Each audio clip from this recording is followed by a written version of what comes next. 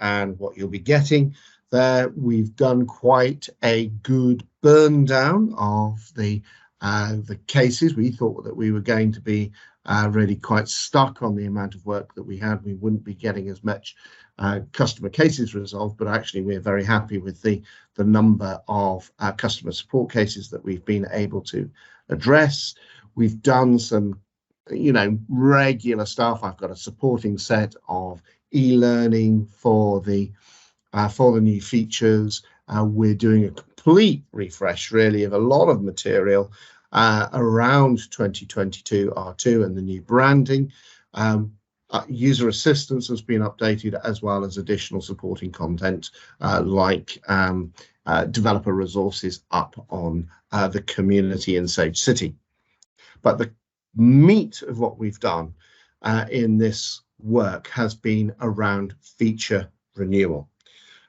If you think about what you may know about Sage CRM, is that it has an integration with Exchange and it has an integration with Outlook. And actually it has a couple of integrations with Outlook, because it has something called Classic Outlook integration and Light Outlook integration, both relying on plugins.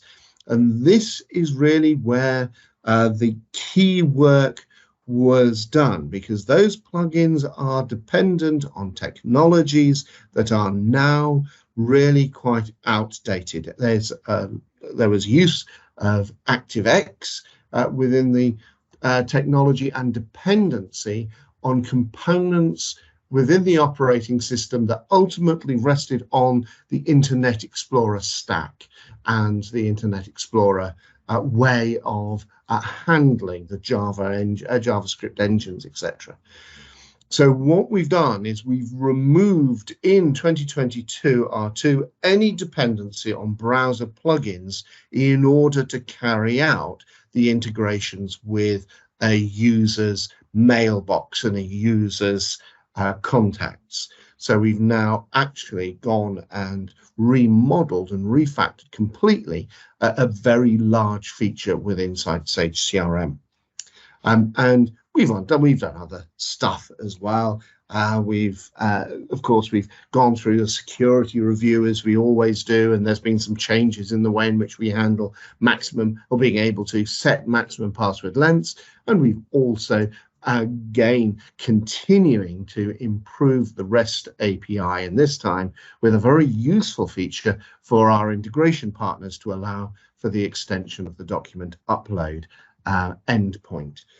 But let's come on to the next slide, and we can see one of the visual changes that will take place very obviously to any user, and that is that we've implemented some basic branding changes. So we've gone through, we've made sure that we have refreshed the branding as far as the main navigation is concerned, as well as the primary colors within the interface and the dashboard. Now, this is a project that is going to straddle not just this release, but also 2023 R1 as well. So they're not done with this, and I've just been writing an article today that will be published when we do release 2022 R2, which is all about really the thinking behind this, which is, yes, it's been fantastic that we've adopted the Sage UI font, as well as the Sage text font, to improve the clarity of information, but there's still work that we need to do to improve the icon sets, to be able to look at the colors used in data visualization, and to basically make sure that we can simplify again, to improve the clarity of the interface and accessibility of the interface. And while we're at it, because Sage CRM is a metadata-driven application, we're going to be looking at what else we can do in terms of redesigning the interface in order to improve the experience for users, all users, to make sure that we're basically allowing our customers' business to flow. And the next slide. There we are. So let's have a look at what we've done with the technology to allow for the deprecation, the removal of the classic Outlook and the light Outlook plugins. And what we've done is we've moved over to ensure that we can make a connection with inside the browser to a user's own mailbox directly from within CRM, so we aren't dependent on that browser-based technology. The system administrator is going to need to authenticate with client ID and secret value to be able to define that within CRM. Now, we're using OAuth 2, and this means that we are initially going to be connecting to Exchange Online. Now, if we're connecting to Exchange Online, do we have a story for elsewhere? Well, we do, because what we want to be able to do is to be able to extend this in 2023 R1 so that we can extend and access a Google workspace and actually hopefully be able to do as well the authenticate where customers are using an on-premise version of Sage CRM within a hybrid modern authentication environment. The point is that there's no more plugins, no more additional installs. It's simpler for us to be able to support, and once the system administrator has set up the connection, all a user will need to do is to then connect to their Exchange Online account as they would as if they were using any other app, or even just signing on through their webmail, and they can then import the contact, import email messages, and we can have all of the functionally equivalent behavior as the classic, as the Outlook Lite plugin. So if we go into the next slide, please, David, we can see how this works from directly inside the Sage CRM interface. The user can then import contacts from their connected Exchange Online account and store them in CRM. That's going to be done as either a person or a lead record. If the company associated with the contact exists in Sage CRM, then the contact is imported as a person. Otherwise, that person, that contact is imported as a lead record. And you can see here that once you've imported it, you can then click to know that you can go directly into that user and start into that contact and start to use them inside Sage CRM. And if we look at the following slide, we'll see how we can then import emails from within the context of the user interface as well. So up until 2022 R2, if you were using the plugins, you would be working inside Outlook. Then the plugin would allow you to open up a screen and file the email into CRM. From this version on, we've changed the paradigm. We're going to assume that people are working inside CRM, and then they want to look up into their Outlook accounts and be able to find a particular email within a particular email inbox or email folder, find that email or selection of emails, file them and their associated attachments as well. So you bring everything across as the email is filed. And that's going to be working initially on the company, the person, and the opportunity, and we'll be extending that to the other entities within the system and across custom entities in 2023 R1. Now, it allows us to do this, some of the work that we wanted to do, especially around the importation of the importation of attachments. We've extended the upload documents feature within Sage CRM. So we've got the document and upload management, document upload and management feature inside our REST API. That's been extended to allow us to indicate a target folder that the attachments are dropped into, and it's a feature that is now within the main REST API that is documented on, or will be documented on developer.sage.com. So it'll be up there with all of the other modern REST APIs like Sage Intacct and etc. So it's all up there available for us to be able to use. we've got to make sure we've already started to do quite a bit of work to explain the new cultural shift in the way of work, where instead of working inside Outlook and then filing into CRM, you're going to be working in CRM and looking out to your Exchange email account to be able to file in. So we know that we have to do a lot of education around this, and the first place to start is the help center, and we've spent a lot of time making sure that not only are we QAing, the feature, but the documentation of the feature. So all languages this will be up to date in the release notes to help partners make sure that they understand the features. So we've updated the help center with everything that you would expect in the way of features.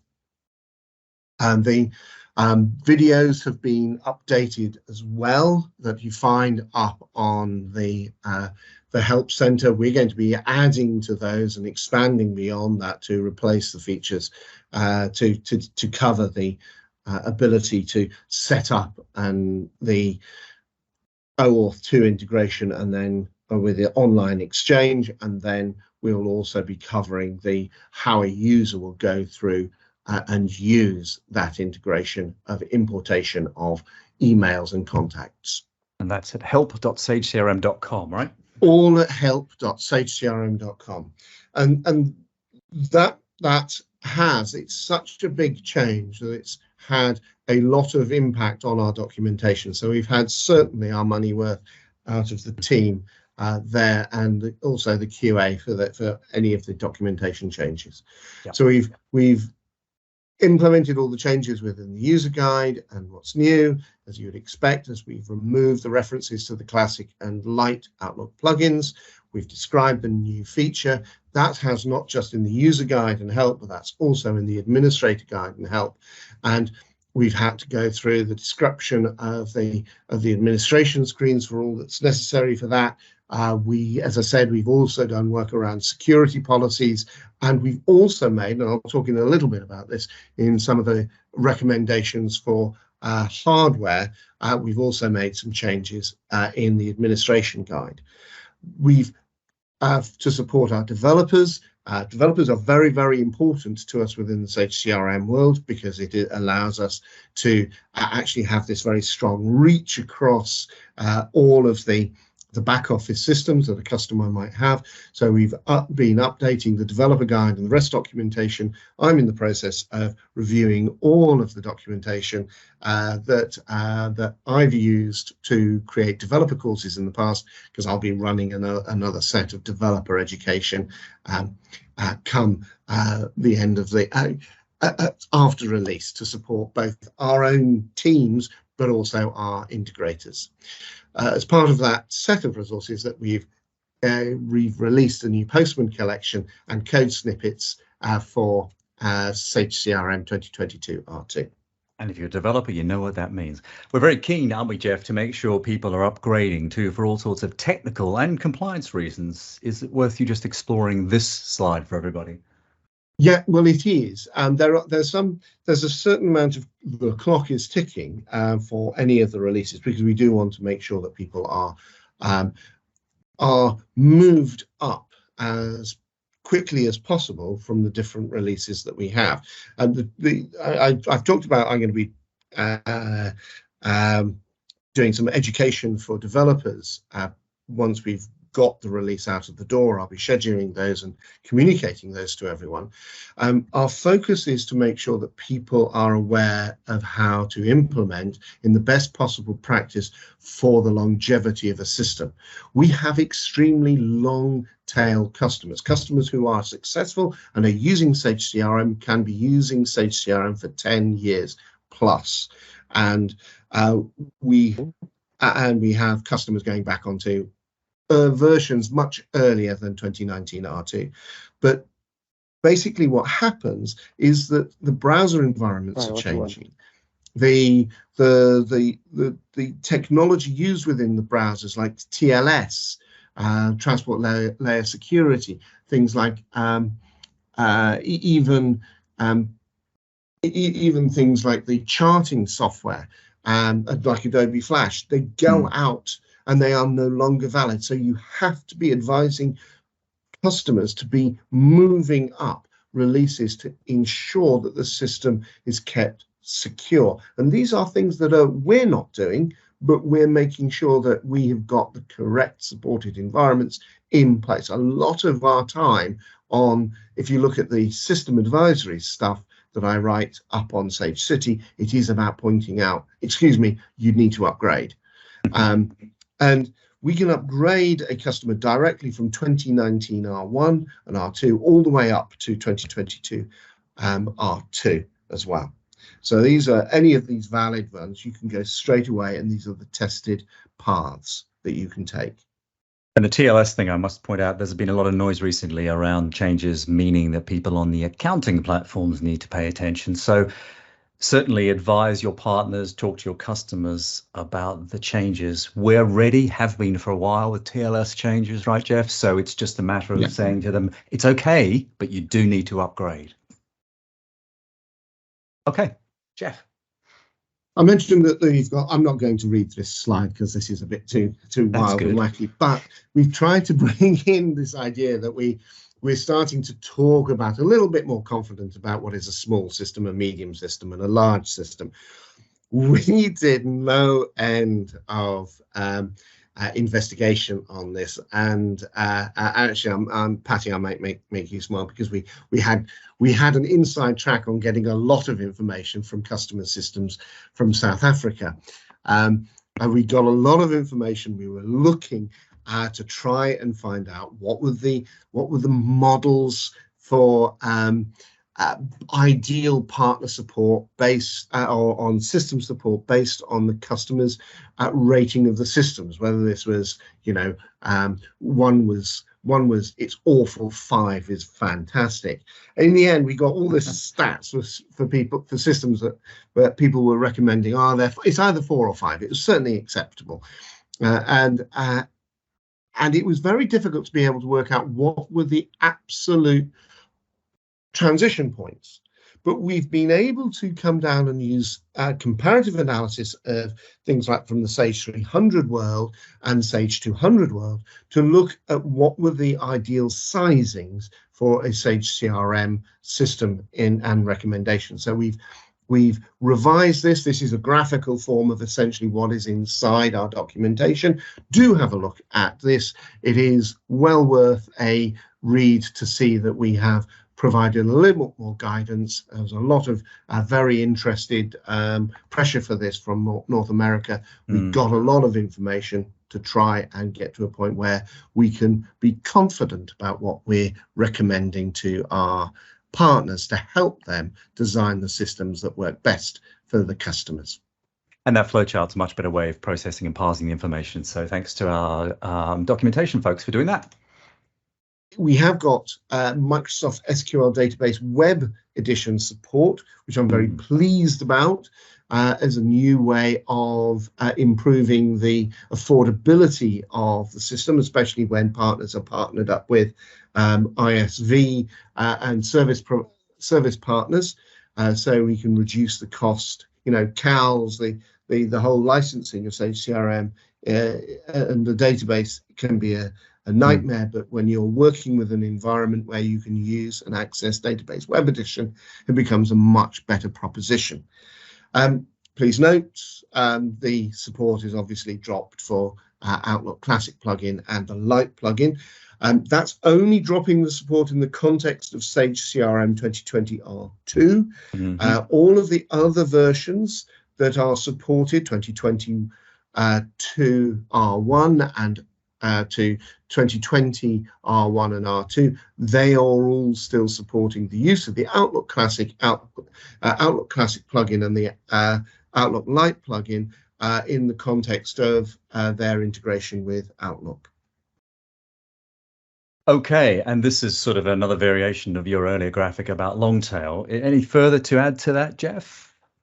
Well, we only that I would add I'd add 2 points. One, there has been quite a lot of interest in Longtail.